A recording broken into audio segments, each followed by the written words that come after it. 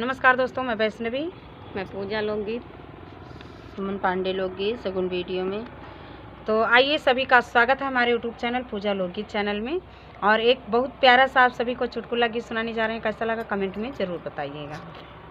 चंदा में दुई तारा मोरी गोइया, चंदा में दुई तारा मोरी गोइया। हमारे ससुर जी के तीन बेटौना, हमारे ससुर जी के तीन बेटौना।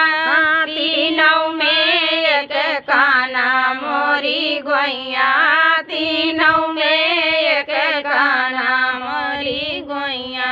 चंदा में दुई तारा मोरी गोइया, चंदा में दुई तारा मोरी गोइया। सुल्तानपुर की लागी बजरिया, सुल्तानपुर की लागी बजरिया।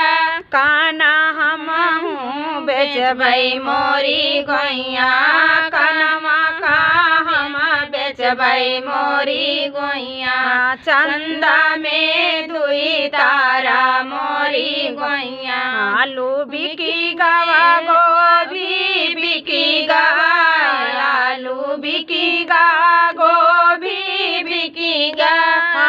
कनवा केहू ना लेवैया मोरी गोइया, कनवा केहू ना लेवैया मोरी गोइया। चंदा में दुई तारा मोरी गोइया, चंदा में दुई तारा मोरी गोइया। कूड़े भार कई टेढ़ी सड़किया, कूड़े भार कई टेढ़ी सड़किया।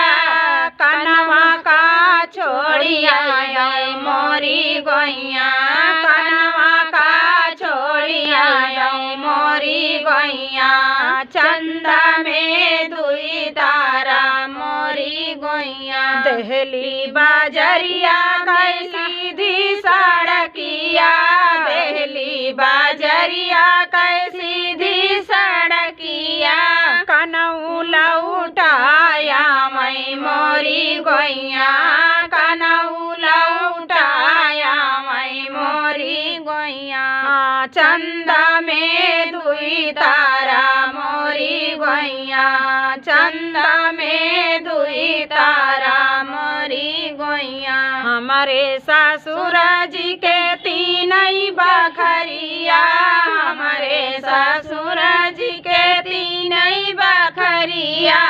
कनवा का बंद करबै मोरी गोइया, कनवा का बंद करबै मोरी गोइया। 12 बरस पर खुअलऊ के मड़िया, 12 बरस पर खोलऊ के मड़िया।